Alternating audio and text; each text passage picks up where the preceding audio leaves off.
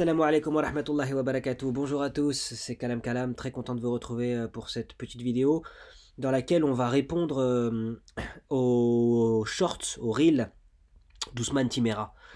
Je vous assure, des fois je tombe sur ses contenus et je comprends pas. Je comprends pas, donc on va voir ce qu'on peut répondre, ce qu'il dit et on va voir. On va voir, allez, on est parti. C'est ça le problème. Nawawi dit c'est haram, Al-Ghazali dit c'est halal. Al-Ghazali, Al-Shafi'i disait quelqu'un qui n'aime pas la musique est quelqu'un de dangereux. Shafi'i. Donc, quel est l'argument? L'argument, déjà, c'est de dire qu'en islam, je disais ça, la dynamique de l'islam, pourquoi est-ce que l'islam arrive à s'adapter? C'est parce que les interdits ne sont pas nombreux. Et que le principe en islam, c'est tout est licite, sauf si c'est interdit. Donc, et pour que ça soit interdit, il faut un dalil clair, net, sans équivoque. Alors, déjà, commencer par dire l'imam il dit ça et l'imam il dit ça, en islam, c'est déjà une erreur. Il me semble qu'en islam, tu te demandes ce que le prophète alayhi salatu wassalam pensait, disait, faisait, et ce que les hadiths disent. Mais je pense que ce monsieur-là, il veut s'éloigner un maximum de la sunna. Parce que sinon, c'est pas compliqué. Et pourtant, il a écrit sunna ici. Hein, vous voyez, sunna. Pourtant, c'est pas compliqué. Si tu lis les hadiths, si tu lis certains hadiths qui concernent la musique, tu peux comprendre qu'elle n'est pas forcément conseillée. On connaît tous le hadith qui dit qu'un jour, les gens de la communauté du prophète alayhi salatu wassalam, rendront licite l'illicite et rendront licite la musique, le vin et les instruments de musique. Si on considère ça, que les instruments de musique soient illicites, donc ce qui produit la musique, de fait la musique est illicite. Voilà, mais en fait, dire cet imam il dit ça. Ah bon, mais depuis quand ça fait jurisprudence ça, en islam, te dire ah ben non, c'est l'avis de cet imam et donc c'est bon. Ah, en fait, il y a divergence, donc on fait ce qu'on veut. Non, il y a peut-être qu'un imam va dire moi je pense ça, mais ça reste son avis personnel, et c'est pas parce qu'il y a un imam qui doute de quelque chose que maintenant ça remet tout en question. C'est son avis personnel à lui. Maintenant, toi, tu peux dire moi je pense que c'est comme ça, mais là, ce que lui il essaie de faire, c'est qu'il essaie de légitimer, de rendre halal la musique, et moi, il me semble que c'est pas si simple que ça. D'ailleurs, pour comprendre, il suffit de regarder ce qu'elle produit, hein, le genre de comportement qu'elle produit. Vous allez dans des festivals, hein, il se trouve que moi, avant d'être croyant, j'étais plutôt de ce bord-là. Les festoches, j'en ai fait. Je vous garantis que c'est pas halal. Hein. Ça finit à 4h du mat, la tête dans la boue. C'est vraiment des animaux. J'ai vu des animaux. Et moi-même, j'en étais un. Je le sais. Donc, d'en être revenu, je vous assure que, voilà, en tout état de cause, la musique voilà, ne produit rien de très... ça peut, suivant voilà, le type de... peut-être des tambours, ou je sais pas, le type de célébration, j'en sais rien. Je dis pas que la musique en elle-même elle est mauvaise, même si la musique c'est des vibrations et que le corps réagit aux vibrations, comme l'ont prouvé des études sur l'eau qui réagit donc aux vibrations et qui va se cristalliser d'une certaine manière, qu'on lui passe du hard rock ou de la musique classique, ou je sais pas, des mots comme je t'aime, tu es belle, machin, ce qui peut bien prouver que la musique a un impact directement, non pas sur les émotions, mais sur notre physique direct, hein, sur la cristallisation de l'eau peut-être en nous. Donc, je sais pas, moi j'ai pas poussé la recherche plus loin, mais il doit y avoir quelque chose de cet ordre-là, en tout cas il peut y avoir quelque chose de cet ordre-là. Donc voilà, moi si vous me demandez est-ce que j'écoute de la musique, est-ce que j'écoute pas de la musique, j'ai rien à vous dire, mais en tout état de cause, ce que ce monsieur essaie de faire là me semble très très très hasardeux. Ensuite dire c'est interdit sauf s'il y a quelque chose précisément qui le dit, ça aussi c'est un peu bizarre. C'est un petit peu bizarre dans le Coran. Il y a des choses qui sont clairement dites et des choses qui sont dites de manière indirecte. N'approchez pas les sentiers du diable, n'approchez pas, vous voyez, et tout ça, celui qui va se poser honnêtement la question va savoir que la musique est un des sentiers. Oui, bien sûr, c'est un des sentiers de Shaitan, c'est sûr, c'est évident, vu ce qu'elle produit. Il suffit d'écouter les paroles, enfin, dans 99% des cas, les paroles de musique, c'est haram, ok, c'est dégueulasse. On va pas se mentir. Vous écoutez Rihanna, vous écoutez machin, vous écoutez les uns les autres. C'est toujours des trucs, c'est toujours hardcore. Parfois c'est déguisé, parfois c'est même bien tourné, hein, je dis pas le contraire, mais le message dans le fond ne te rapproche pas du Seigneur. Voilà. Bon, on va passer à la suite. Beaucoup se posent la question, est-ce qu'il est licite? Bon, vous voyez déjà, pourquoi faire deux reels? Je pense que ce monsieur-là, il a vraiment envie de faire passer des trucs, mais moi, il me semble étrange. Il me semble étrange. Vous savez que j'aime pas les trucs de prévention, je sais plus comment on appelle ça, là. Attention à celui-là, attention à celui-ci. J'aime pas ça, parce que je trouve que c'est pas comme ça qu'on fait. Donc voilà, moi j'ai rien à vous dire. Si vous voulez suivre ce monsieur, faites-le, hein. Mais je trouve ça étrange, voilà. Je donne juste mon avis, moi je trouve ça étrange. Allez, la suite. Est-ce que la sunna en tant que telle, je veux même pas savoir de la qualité du hadith, la sunna en tant que telle, a-t-elle la possibilité d'être indépendante pour ériger une croyance qui n'existe pas dans le Coran? Est-ce que... Vous voyez, pour moi, ça c'est la preuve qu'il est malhonnête. Parce que la sunna en tant que telle, comme tu dis, n'a pas vocation d'ériger une croyance indépendante du Coran. Donc le fait qu'ils disent ça, c'est une arnaque. Et c'est une arnaque que les athées utilisent beaucoup d'ailleurs. D'imposer un contexte, d'imposer un cadre, et ensuite t'interdire de sortir du cadre et te dire, voilà, tu vois le cadre que j'ai défini, maintenant tu vas devoir m'expliquer dans ce cadre que ce que je te dis est faux. Mais c'est malhonnête. La sunna n'a pas vocation à ça. Et si tu enlèves la sunna, il y a énormément de choses qui disparaissent, notamment la prière. Et d'ailleurs, la sunna, si tu fais bien attention, Allah il nous dit de prendre exemple sur le prophète. Comment on a exemple sur le prophète? Alayhi salatu wassalam. Comment on a exemple? Nous, ça fait 1400 ans qu'il est plus là. Comment on prend exemple sur lui? Parce que justement, les gens ont pris exemple et se sont rapportés des paroles. Alors tu vas me dire, oui, le hadith est faible, le hadith est fort. Très bien. On peut en discuter, il n'y a aucun problème. En revanche, ce qu'il fait là, c'est vraiment malhonnête. Sans la sunna, tu ne sais pas comment prier. Juste pour ça, tu devrais faire un petit peu attention. Et par ailleurs, la sunna, c'est de la tradition orale, et c'est pour ça que j'y tiens. Parce que ce qu'ils essaient de faire, j'en suis sûr, hein, ce que ces gens essaient de faire, c'est de détruire la tradition orale. Vous savez pourquoi? Parce que le jour où ils auront détruit la sunna en détruisant la tradition orale, ça prendra 15 secondes pour détruire le Coran. Parce que le Coran, avant d'être inscrit sur papier, il a été transmis à l'oral. Et donc à ce moment-là, ils vont dire oui, mais attendez, entre la mort du prophète alayhi salatu wassalam, et le moment où le Coran a été mis compilé sur livre, qu'est-ce qui s'est passé? Ça a pu se perdre. Ça a pu se perdre parce que la tradition orale, comme on l'a vu avec les hadiths, eh ben ça n'a aucune valeur, donc bah, le Coran n'a aucune valeur. Vous voyez, ils vont en arriver là-dedans. Moi j'en suis sûr, hein, j'en suis sûr. Pour moi, le projet c'est ça.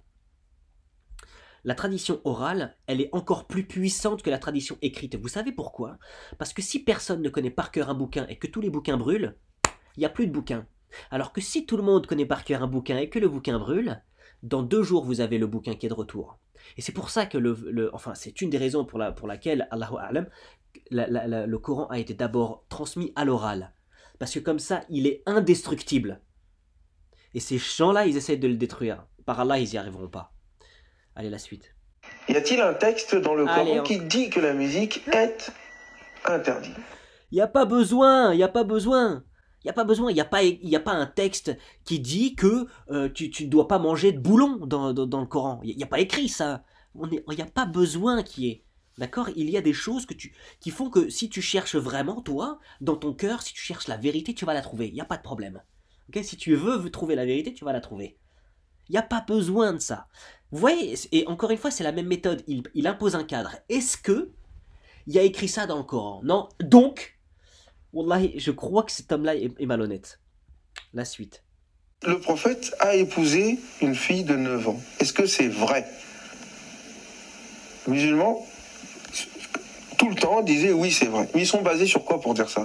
Ils sont basés que sur Bukhari qui dit ça, dans un seul passage de son livre. Vous voyez, ça c'est faux par exemple. J'avais fait une vidéo comme ça que j'ai enlevée malheureusement parce que j'utilisais des termes envers les musulmans que j'ai regretté derrière. Mais non, Bukhari, en fait, il y a tout un tas de hadiths qui vont parler de cette histoire-là du mariage de Aïcha et qui vont confirmer son âge. Elle avait un jeune âge, d'accord? On va pas se mentir. Elle avait un très jeune âge. Mais il faut comprendre quelque chose. C'est que c'est que c'est pas son âge qui valide le mariage. Ce n'est pas son âge de 9 ans qui valide le mariage. C'est le fait qu'elle ait atteint la puberté, d'accord? Et la puberté, il y a 1400 ans, peut-être qu'elle atteignait plus tôt. Pourquoi? Parce que la vie était différente. Qui te dit que tu vas vivre jusqu'à 30 ans? Ça n'a rien à voir. Il faut surtout se sortir de la tête qu'une femme il y a 1400 ans et que la vie il y a 1400 ans était à peu près similaire à celle d'aujourd'hui. C'est faux, ça n'a rien à voir. Il y a 1400 ans, tu peux procréer, tu le fais. Basta. Maintenant, en islam, nulle part il est marqué quand une fille a 9 ans, vous l'épousez. Non, en islam, il n'y a pas d'adolescence, d'accord? Un enfant est un enfant jusqu'à ce que ça devienne un adulte. Quand est-ce qu'il devient un adulte? À partir du moment où il a la puberté, c'est-à-dire quand le corps de cet enfant dit tu peux procréer, tu peux avoir un enfant. Qu'est-ce que ça veut dire d'après vous? Qu'est-ce que ça veut dire? Le corps décide. La nature c'est qui? C'est Allah. Eux, ils veulent se substituer à Allah ou quoi? C'est Allah qui dit, voilà, là, tu peux avoir ton corps est prêt pour avoir des rapports. Ensuite, c'est pas juste ça. Il faut aussi qu'elle ait la maturité intellectuelle. Il faut qu'il y ait tout un contexte de mariage. C'est pas juste avoir une relation avec une prépubère comme ça. Ça n'a rien à voir. Donc il faut bien comprendre tout ça. Par ailleurs, tous les hadiths qui parlent un petit peu de cette période-là, de Aïcha, radiallahu anha, ils sont très clairs. Ils sont très clairs. Elle jouait avec ses poupées, elle faisait...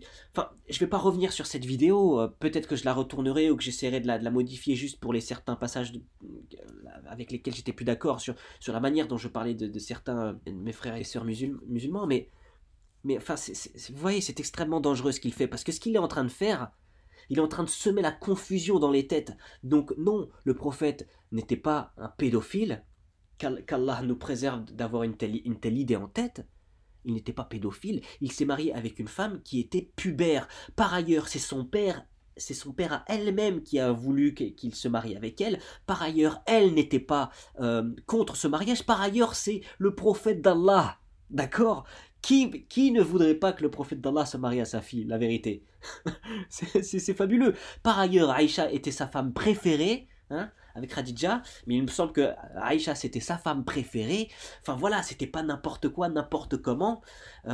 Et encore une fois, c'était à une époque différente. Et ça ne veut pas dire que les règles islamiques ne s'appliquent plus. Ça veut dire qu'Allah est grand. Si Allah il a décidé qu'à cette époque-là, les femmes avaient leur menstruation à cet âge-là, c'est parce qu'à cet âge-là, il fallait qu'elles les aient. Parce que tu sais pas de quoi la vie est faite. Vous savez, avant, vous vous faites violer derrière un arbre, c'est terminé. C'est terminé. Vous vous faites tuer derrière une souche de... Enfin, vous voyez, aujourd'hui, c'est différent. Donc aujourd'hui, d'ailleurs, les adolescents, les filles comme les garçons, atteignent la puberté plus tard. Et on va pas revenir sur cette histoire, mais l'histoire de l'humanité a suivi ce même schéma, c'est-à-dire qu'une fille était une fillette, et ensuite elle devenait une femme et elle se mariait, c'était comme ça. C'était comme ça. Alors vous allez dire, oui, bah, toute l'humanité est pédophile. Non, parce qu'en fait, on regarde, ces gens-là, ils regardent le passé avec les lunettes d'aujourd'hui. Et ça, c'est extrêmement dangereux. C'est extrêmement... Il faut pas faire ça, il faut surtout pas faire ça. Il ne faut pas updater notre religion avec les mises à jour de notre siècle. Parce qu'on vit un siècle de dingue, d'accord? On vit un siècle de malades. Les gens sont malades, hein? Les gens sont malades. Donc, voilà, il faut faire très attention. Parce que sinon, plus rien ne tient debout, plus rien n'a de sens, hein? Enfin, si vous regardez il y a 500 ans, les homosexuels, on en faisait quoi? Aujourd'hui, on en fait quoi? Qu'est-ce qu'ils font aujourd'hui? Aujourd'hui, ils sont au devant de la scène.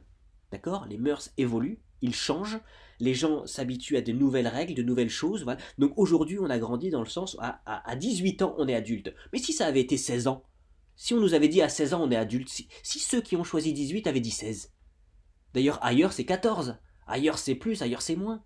Alors, aux États-Unis, c'est 21. Enfin, vous voyez, ça n'a pas de réalité scientifique. L'islam, il y a une réalité scientifique. C'est la puberté. Voilà. Je pense que j'ai dit ce que j'avais à dire, hein. J'ai même pas envie d'écouter ce qu'il va dire, mais allez, allons-y. Les autres sources, ils sont là. Pourquoi on les a pas utilisées? Pourquoi que Bukhari? Bukhari ne peut pas se tromper. Aïcha radiallahu anha, au moment de la bataille de Uhud, c'est-à-dire 3 ans plus tard, après l'arrivée du prophète à Médine, était sur le champ de bataille. Non, vous voyez, ça c'est de l'arnaque. Wallahi, c'est de l'arnaque, ça y est. Elle n'était pas sur le champ de bataille, elle était sur le champ de bataille, mais elle ne se battait pas. elle apportait de l'eau aux blessés. Mais qu'est-ce qu'il raconte ce monsieur? Vous voyez, ça c'est de l'arnaque. Elle ne se battait pas. Lui dit elle était sur le champ de bataille. Elle apportait de l'eau aux blessés. C'est pas pareil. En train d'aider les combattants. Et le prophète sallam, En train d'aider les combattants. Il dit pas comment. Elle leur apportait de l'eau. Elle apportait de l'eau aux blessés. C'est pas pareil. à cette époque-là, a refusé qu'un garçon, en l'occurrence Abdullah ibn Omar, qui avait 15 ans, prenne part au combat. Voilà, ça y est, je vous jure, wallahi, c'est fou. Mais parce que lui, il peut mourir au combat. C'était un fils unique, il me semble, si mes souvenirs sont bons. Et donc le prophète Allah a décidé que lui n'allait pas se battre, parce que lui, il pouvait mourir. Aïcha, radiallahu anha, a priori, elle n'allait pas mourir. Elle apportait de l'eau aux blessés. Vous voyez, il faut faire très attention. Il faut faire très très attention à ce genre de personnage, parce que je vous jure, je le vois dans ses yeux. Ça n'a aucune valeur ce que je suis en train de vous dire, je le vois dans ses yeux, mais ça se voit. Il sait lui-même qu'il ment. J'en suis sûr. Il est en train de confondre la vérité là. Là, Ousmane, on sait ce que tu es en train de faire. Si on comptabilise les choses, c'est-à-dire elle avait 9 ans au moment de son arrivée à Médine. 3 ans plus tard, elle a quel âge? Elle a 12 ans. Et qu'est-ce qu'elle fait au champ de bataille? Voilà, vous voyez? Elle ne se battait pas. Allez, on passe à la suite. Faites très attention à ce monsieur. Là, je suis désolé, j'aime pas ça, les avertissements là. Mais là, moi je sens quelque chose là. Une petite fille de 9 ans avec un homme de 50 ans. Nous voulons faire passer notre prophète pour un pédophile. Il faut le dire les choses telles qu'elles sont. 9 ans? Faites très attention à ça parce que, encore une fois, la pédophilie, c'est le fait d'avoir des envies sexuelles avec des prépubères. D'accord? À partir du moment où la personne a atteint le stade de la puberté, ça s'appelle de l'éphébophilie aujourd'hui. D'accord? Éphèbe, c'est-à-dire on aime les jeunes adultes. D'accord? Mais là, ça n'a rien à voir. Encore une fois, ça n'a rien à voir. C'est pas pareil. Déjà, c'était pas à la même époque, donc à cette époque-là, peut-être qu'elles avaient des menstruations plus tôt qu'aujourd'hui. A priori, elles les avaient. Par ailleurs, les hadiths sont clairs. Aïcha était en avance, elle était déjà formée physiquement, etc., etc. Donc, mais ce qui est vraiment dangereux, c'est que moi, je suis persuadé d'après. Écoutez, moi, au départ, je me suis posé la question, j'ai trouvé ça étrange, hein, j'ai trouvé ça étrange. Et puis j'ai fini par croire, je crois que j'ai compris que l'erreur, c'est de regarder le passé avec les lunettes qu'on a aujourd'hui, c'est-à-dire d'utiliser notre éducation d'aujourd'hui pour juger ce qui se faisait avant. Ça ne veut pas dire que notre éducation aujourd'hui, c'est la bonne. Et nous, on dit, oui, mais c'est comme ça, c'est la bonne. Mais rien ne le prouve déjà. Mais le danger de ça, c'est que ce monsieur-là, si Aïcha radiallahu anha, s'est vraiment mariée avec le prophète alayhi salatu wassalam à 9 ans, qu'est-ce qu'il est en train de dire, ce monsieur? Ce qu'il est en train de dire, c'est extrêmement grave. Alors que moi, ce que je suis en train de dire, c'est non. Dans tous les cas, il n'est pas pédophile. Dans tous les cas. Elle était jeune, certes, mais la reine d'Angleterre de je sais pas quoi, là, en 1400, c'était pareil. Le monde tournait différemment. La vie était différente. Ok? Aujourd'hui, tu es vivant, demain, tu es mort. Si tu peux te reproduire, tu le fais. D'accord? Les gamins se marient à des 14 ans, des 12 ans. Mais d'où il sort, ce mec-là? Allez, la suite.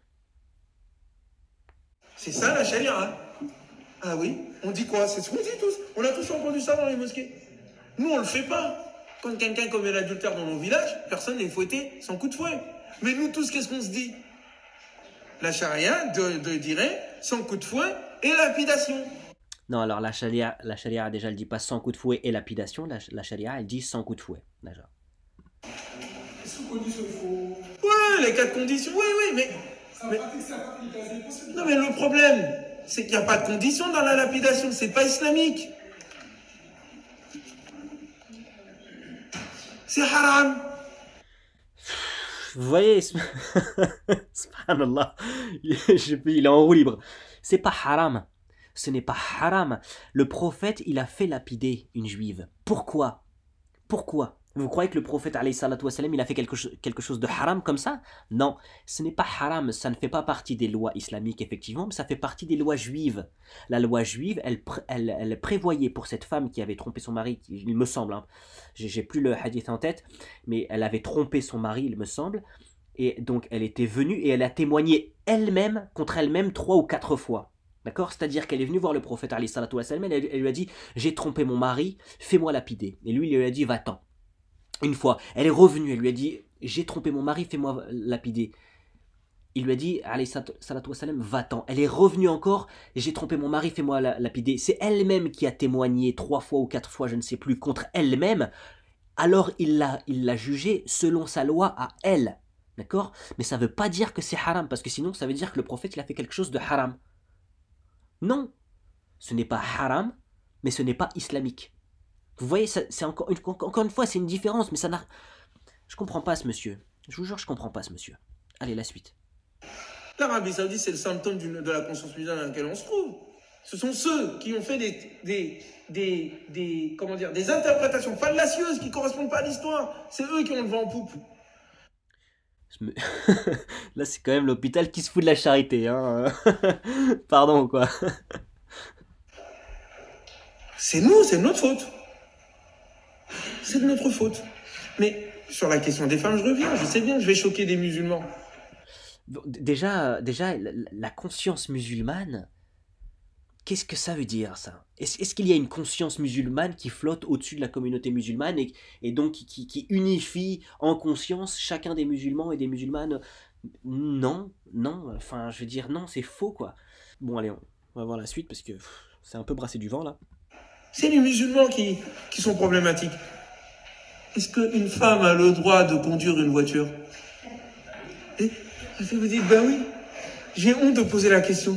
Il y a des gens qui se la posent. En Arabie Saoudite, une femme ne peut pas conduire. Oui, mais ça n'a rien à voir avec l'islam.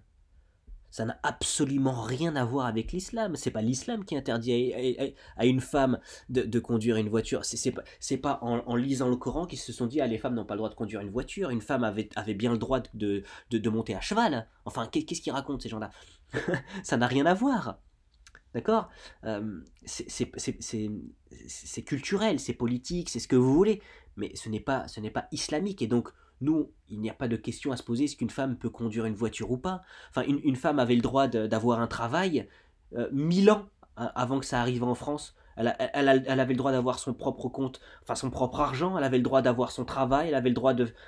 Mais enfin, ça n'a rien à voir. Et c'est ça l'islam. L'islam, c'est pas l'Arabie Saoudite aujourd'hui. Il n'y a pas de conscience musulmane qui est importée droit de l'Arabie Saoudite. Enfin, c'est n'importe quoi. Mais vous voyez encore une fois ce mec-là, donc il impose un postulat de départ et ensuite il détricote un petit peu une pensée pour arriver à une conclusion qui me semble fallacieuse, comme il dit. Hein. Mais enfin, vraiment, Ousmane, pas ouf, pas ouf.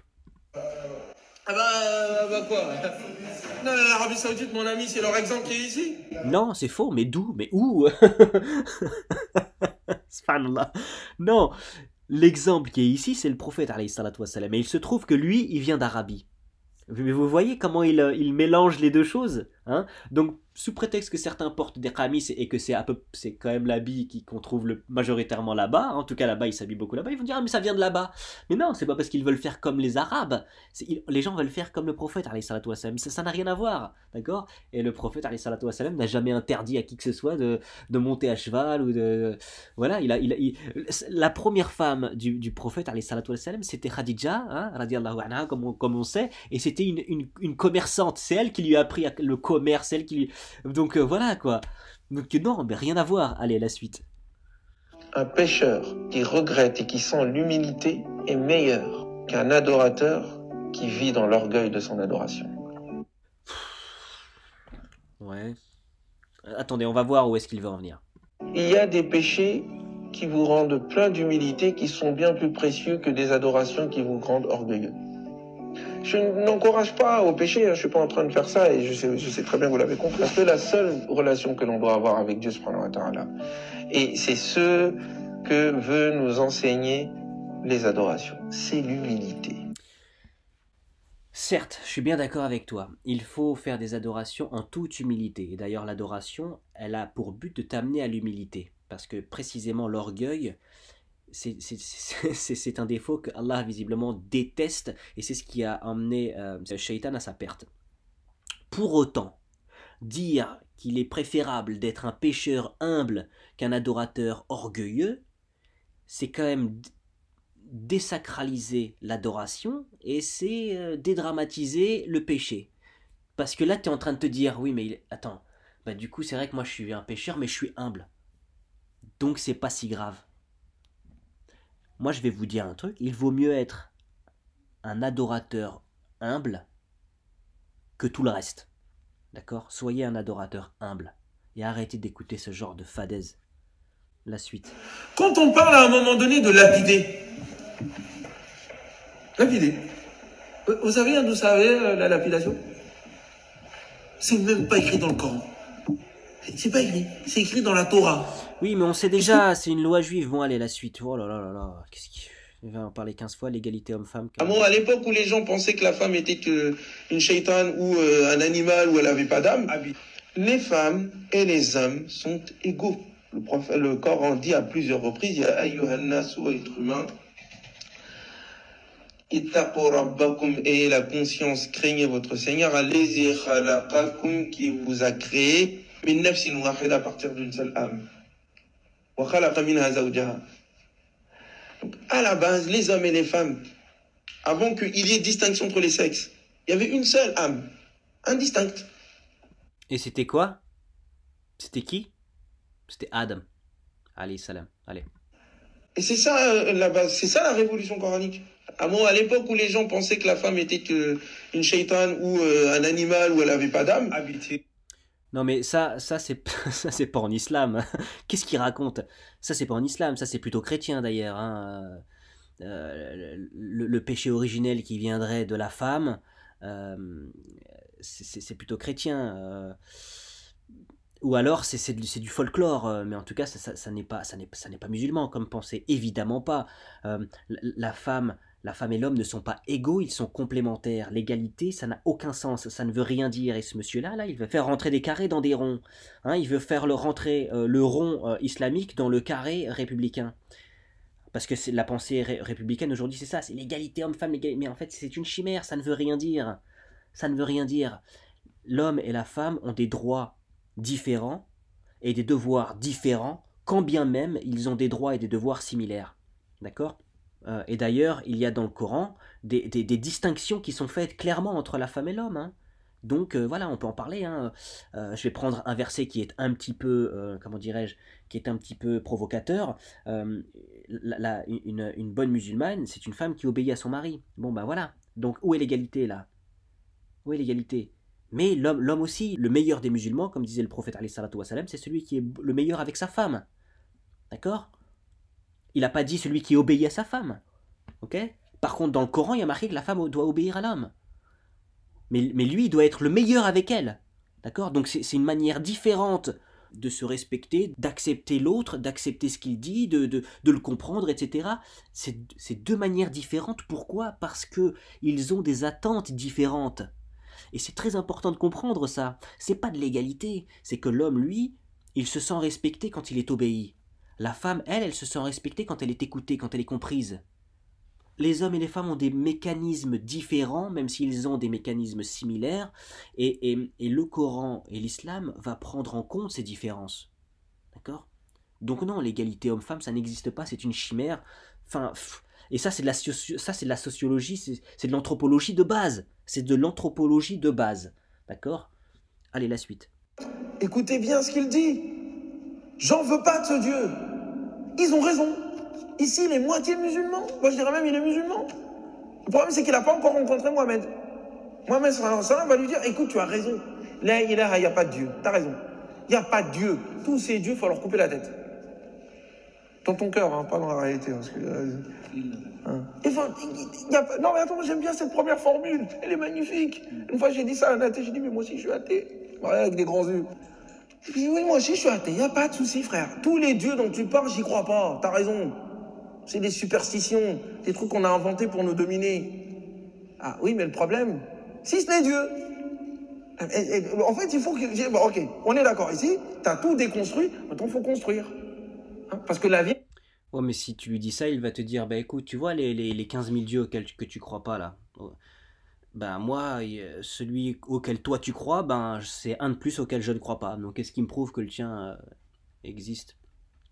Bon, écoutez, on va arrêter là, je pense, hein, sur cette question de nier l'existence de Dieu. En réalité, moi je pense que à la base de la foi, il y a le doute.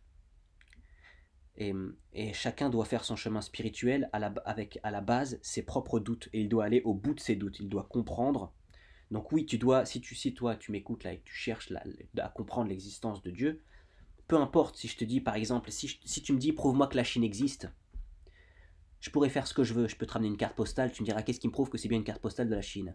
Je pourrais te ramener un Chinois, tu vas me dire qu'est-ce qui me prouve que c'est pas un Thaïlandais. Je peux te dire j'y ai passé 6 ans, tu vas me dire qu'est-ce qui me prouve que tu n'étais pas au Japon.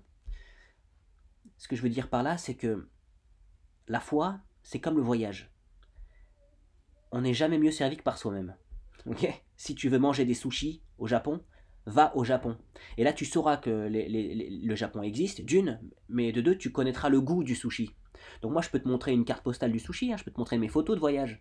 Mais si toi, tu y vas et que tu goûtes, là, maintenant, quelqu'un viendra te dire, non, mais moi, j'y crois pas au Japon. Tu diras, mais moi, j'y étais. Oui, ben voilà. Et donc, tu diras la même chose, il faut que tu y ailles. Donc la foi, c'est pareil, en fait. Chacun a ses doutes. On a tous des doutes différents. On a tous des trucs qu'on a compris différemment, des questions qu'on se pose différentes. Et donc on cherche tous des réponses différentes, par des angles différents. On cherche tous à être convaincus d'une manière ou d'une autre, ou en tout cas, nos doutes, voilà, n'ont pas la même réponse. Donc chacun doit aller au bout de ses doutes, comprendre, chercher la science, et aller au bout de ses questionnements. Et quand au bout d'un moment, comme moi, vous arriverez à la fin de vos questions, quand vous aurez trouvé des réponses à toutes vos questions, et que plus aucune question ne sera soulevée, et je vous garantis que ça prend du temps, là vous aurez la foi. Et c'est pour ça, je crois, Allahu A'lam, que Allah dit dans le noble Coran, les musulmans sont ceux qui ont la certitude, il ne dit pas ceux qui pensent, ceux qui croient, ceux qui pensent que peut-être, c'est la certitude qu'ils vont le rencontrer un jour, qu'ils vont se présenter devant lui, qu'ils vont être rappelés à lui. Ceux qui ont la certitude que le paradis existe. Vous voyez ce que je veux dire? C'est parce que le seul moyen d'avoir la certitude, c'est parce que toi tu as fait le travail. Pas ton père, pas ton frère, pas ton fils, pas ton meilleur ami, pas ton mari, pas ta femme, pas ton cousin, pas ton voisin. C'est toi qui dois faire le travail pour toi. Tu le fais pas pour ton fils, pas pour ton père, pas pour ta mère, pas pour ton voisin, pas pour ton petit frère. Vous voyez ce que je veux dire? C'est toi, avec toi, pour toi, contre toi. Donc tu prends tes petites questions, tu prends tes petits doigts, tu cherches sur Internet. Aujourd'hui, heureusement, on a Internet. C'est un mal absolu, mais ça peut être un bien pour celui qui sait l'utiliser. Et là, tu vas chercher tes réponses jusqu'à ce que tu n'aies plus de questions.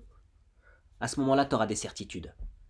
Et si cette certitude, c'est Allah, ben déjà, c'est que Allah t'aura ouvert les portes de sa compréhension. Il t'aura permis de croire en lui. Et là, il n'y aura plus que Allah pour te faire douter. Mais voilà, donc allez chercher vos propres certitudes et soyez dur avec vous-même. Ce n'est qu'en étant extrêmement dur avec soi qu'on a des certitudes. Je veux comprendre exactement par moi-même. Je veux pas que quelqu'un m'explique. Je veux moi comprendre. Et donc pour tout ça, vous voyez, c'est la même chose. C'est comme je vous dis, pour aller en Chine, vous voulez croire que la Chine existe? Le mieux, c'est d'y aller à pied. C'est long, c'est dur, mais comme ça, tu sais exactement à combien de pas elle est la Chine. Tu sais le temps que ça te prend d'y aller. Tu sais non seulement d'où tu pars, tu sais où tu arrives, mais tu sais tout ce qui te sépare de la Chine. Et bien la foi, c'est ça. C'est ton départ, c'est la Chine, et c'est tout ce qui sépare ces deux points. Voilà, je vais vous laisser ici les amis. Merci encore de me suivre. Laissez-moi vos avis en commentaire. Dites-moi ce que vous pensez de ces shorts-là, de ce monsieur, qui me semble, moi, personnellement, extrêmement dangereux. Hein, je vais pas faire un avertissement, je vais pas mettre un gros X avec sa tête. Attention, voilà. Je vais essayer d'être un peu discret à son propos parce que j'ai pas envie je sais pas, moi, quelle est sa motivation, quelle est sa sincérité, je sais pas. En tout cas, personnellement, je trouve ça très dangereux. Voilà. Merci encore de me suivre. Assalamu alaikum wa rahmatullahi wa barakatuh.